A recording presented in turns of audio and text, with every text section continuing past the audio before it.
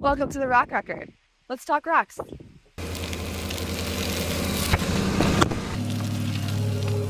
Glacially slow, and it was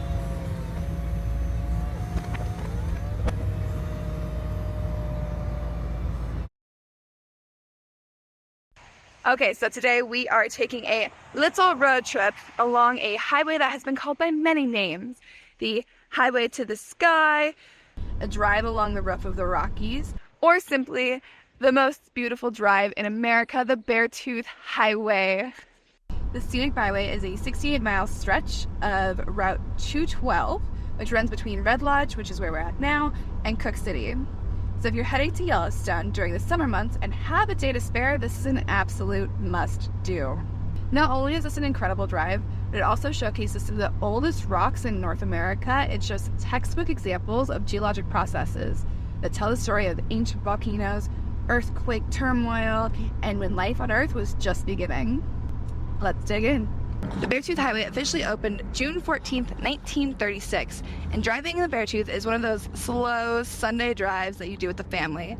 And while it is a fantastic way to get into Yellowstone National Park, it isn't one of those just drive it to get there kind of drives. The route is often driven by motorcyclists wanting the wind in their hair, biked by ambitious peddlers, and of course the people who want to get that little cool car out for a ride, like we are today. The Beartooth Highway was designated as an All-American road in June of 2000. So today's drive is made a little bit extra special because usually I take the Jeep with the top down and just cruise. But today I have a special surprise that I traveled 500 miles to go get. My grandpa's SSR, or Chevrolet Super Sport Roadster. It is also known as possibly the world's most impractical pickup, but it is a ton of fun to drive. We have basically no storage. The fan is currently broken, so we're trying to not let it overheat. And I have no footroom because all of my cameras are at my feet. But it's still a good time. Okay, so the Roadside Geology book of Montana is a great starting reference. But if you are interested in digging in more, the Geology of Yellowstone Country actually has the whole highway, whereas the Roadside Geology of Montana just has like a little summary. So definitely recommend getting this one if you're wanting to dig deeper. The Beartooth Highway is often skipped when people are planning trips to Yellowstone, partially because it's a bit out of the way, and it's usually only open from May to mid-October, and also partially because the weather can be very unpredictable. I'm filming this towards the end of June 2024, and this year already we have had the highway open later than expected, and parts of it closed due to snowstorms at high elevation. Even though this route is only 68.7 miles long, it does take at least 2 hours to drive if you're going straight through. However, I usually plan at least 3 hours in each direction, or even up to 4 if I wanted to hike and look around. So coming from the north, I usually pass through Red Lodge first. I always recommend getting fuel here, as once you get up the pass, gas stations are a little bit limited and sometimes expensive. Red Lodge is now a resort town, known for its ski mountain and cute shops, but it has a long history. On September 17, 1851, the U.S. government signed a treaty with the Crow Nation, confirming control of this area to the Crow Indians. However, rich coal deposits were found nearby in 1866, and gold was discovered in the area in 1870. That comes back up a bit later. Another treaty signed in 1880 allowed the area to start being settled for mining, starting in 1882. For more information on the mining history of this area, you can check out my other video about the Smith Mine. I'll drop a link in the description for that. When the coal mines stopped producing here, the town kind of petered out. However, tourism associated with the Beartooth Highway opening helped resurrect the town. Now thousands of people make the drive each year, and non-resident visitor expenditures contributed over $41.1 million in economic activity to Carbon County in 2016. For geologists, the Beartooth Highway is a bit of extra fun as it provides some of the greatest cross-sectional views of the laramide structure in all of Montana. If you've seen some of the other rock record videos, you've already heard me talk about the laramide orogeny a lot. This uplift in this area exposes some of the oldest rocks on Earth, as well as showcases textbook glacial alpine features. The Beartooth Mountain Range is about 75 miles long and 45 miles wide, with 26 peaks over 12,000 feet in elevation. As I mentioned, these rocks were uplifted during the laramide orogeny about 65 to 57 million years ago. We'll talk more about the full geologic history of the area here in a little bit, but it began sometime near 4 billion years ago. The rocks that we will pass through on this highway tell the story of tectonic turmoil, ancient volcanoes, and a time when life on Earth was just beginning. Alright, so coming from the Red Lodge direction, the Rock Creek Vista is a great first stop to catch a glimpse of the power of glaciers. Plus it is a nice rest stop, which I highly recommend that you use. The Overlook here provides amazing views and showcases textbook examples of famous U-shaped profile of the Rock Creek Valley, which was formed by glaciation. You can also see several bowl-shaped depressions called cirques and hanging valleys, which are tributary valleys that are higher than the main valley because they contain smaller glaciers. So you can kind of see those here and here. Yeah. Look at that big old guy down there. Huh? Look at that big old guy down there. You see the little My rock goodness, that's a rock chuck. Yeah, that's not a chipmunk. I think it's a rock chuck. chuck. That scream, huh? Yeah. Those are the ones that scream. From the Rock Creek Vista, there's actually an observation point that you can walk to. Even the trail itself is a glacial feature called an arête, and it was carved by glaciers flowing down the valleys on either side of the trail. So it creates these steep valleys and this sharp pointed thing. So the trail is not steep itself, but if you were to get an aerial view, it would be very steep on both sides from the glacial erosion.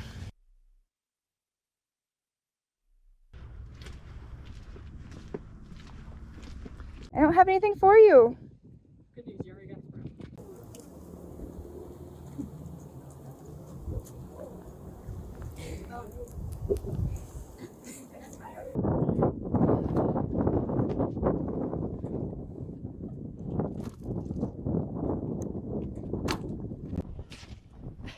Alrighty, so welcome to the Beartooth Basin Summer Ski Resort. It is a windy day up here at the top of the world, and unfortunately this year the lift is not running because there's not enough snow, even though I'm up to my ankles right here.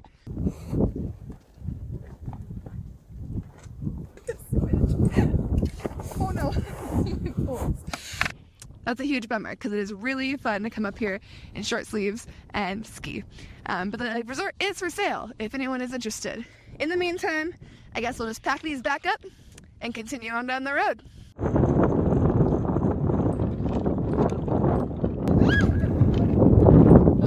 So as we're driving, most of these switchbacks that we're passing here are rock that is pink granite and gneiss of Precambrian age, with the occasional dike, most of which are basaltic. Geologic dikes are basically rocks that have pushed their way up through other rocks. The dikes are kind of interesting because if you stop to look at them, the outer edges are dark and fine-grained because they cooled really fast. However, the center of them remained warm, so it gave the crystals more time to form, and so they're larger grain crystals. You also see the mountains of the Absaroka range are a bit different looking than the Beartooth Mountains. This is because of the difference in glacial erosion on different types of rock. The Absaroka range consists of volcanic and sedimentary rocks of the Absaroka volcanic supergroup, which can be easily cracked and eroded into jagged terrain and horns. The Beartooth Plateau, though, was a flat surface eroded into very hard, old Precambrian age crystalline rocks when ice formed over it during the Pleistocene time around 2.6 million years ago to 11,700 years ago.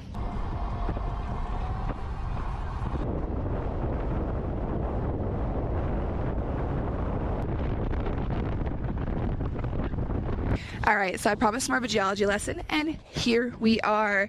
All of it in one place. Here we are looking at Beartooth Butte, a remnant of Paleozoic sedimentary rocks that were not entirely eroded away, probably because they were dropped down to a lower elevation by the top of the world fault and spared the complete erosion that the higher elevation rocks had. This is actually termed a nunatak, which is an isolated hill that once projected above the surface of glacial ice that surrounded it. In this case, it was glaciated during the Pinedale Glacial stage, about 2,000 to 15,000 years ago. This is a great feature to help visualize geologic processes, in particular, how rising and falling oceans produce a stack of sedimentary rocks on a continent. From the bottom to the top, these rocks span an age from the Precambrian to the Devonian, like over 3 billion years of geologic history. So let's take a look. So starting from the bottom here, underneath the lake where we can't really see them are those Precambrian basement rocks. During the Precambrian time, huge mountains existed in this area, similar to the Alps and the Himalayas. For billions, with a B, of years, these mountains were eroded until the whole area was relatively flat and featureless. During the Cambrian period, 541 to 485.4 million years ago, tropical ocean water rose across the surface, depositing beach sand, now forming the Flathead Sandstone.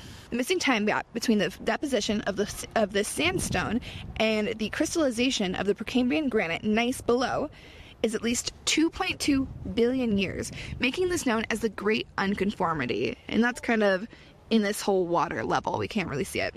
So after the deposition of the Flathead Sandstone, the sea levels continued to rise, which meant that only particles of silt and clay were deposited as the beach sand moved further east. This is now called the Woolsey Shale. Finally, the shoreline moved far enough away that animals and plants began to flourish, which eventually made the limestone called the Mar Formation. The top part of the Butte, where there is no grass, records these fluctuations, with limestone and shale being deposited when sea levels rose, and small unconformities when sea levels dropped, and the rock layers were subjected to erosion. So these unconformities are much smaller than that 2.2 billion year old unconformity that I mentioned earlier. The red spot on Beartooth Butte here is a unique feature named the Beartooth Butte Formation. Really original name there.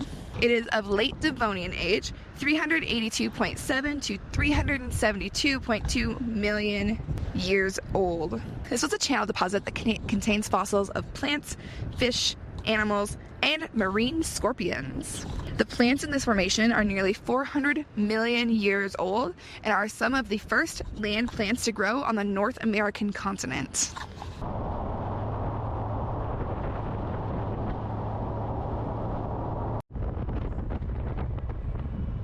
Alrighty, so here we are at the Pilot and Index Peak Overlook on the Beartooth Highway. These peaks are located near ancient, eroded Eocene age Absaroka volcanoes, but they aren't volcanoes themselves. The Eocene is the time from 55.8 to 33.9 million years ago in the Tertiary period. Pilot Peak is made up of flat-lying flows of Trout Peak andesite and extrusive igneous rock. And that's the pointy one here. Index Peak is kind of the flatter one, and it is composed of the Wapiti Formation, a combination of andesitic lava flows and layers of conglomerate and ash. These peaks look like the famous Matterhorn in Switzerland, and that's because they are very similar. All three were carved by glaciers. The weight of a glacier causes the ice on the very bottom to melt due to pressure, kind of like when the pressure of an ice skate melts ice a little bit to allow you to glide. The water then flows into small cracks in the rocks and instantly refreezes, which makes it expand slightly. This breaks off the chunks of the rocks. As glaciers move, they erode the sides of mountains into steep walled amphitheaters called cirques. If there are a few glaciers, like 3 or 4, occurring on all sides of a mountain, they can connect and erode a tall peak called a horn. When 2 glaciers meet and erode a mountain, it is called an arête, which we walked along earlier along Rock Creek. It forms a long, knife-like ridge. The Pilot and Index peaks here are horns connected by an arête. There are several of these horns throughout the Beartooth Highway, so be sure to keep an eye out for them.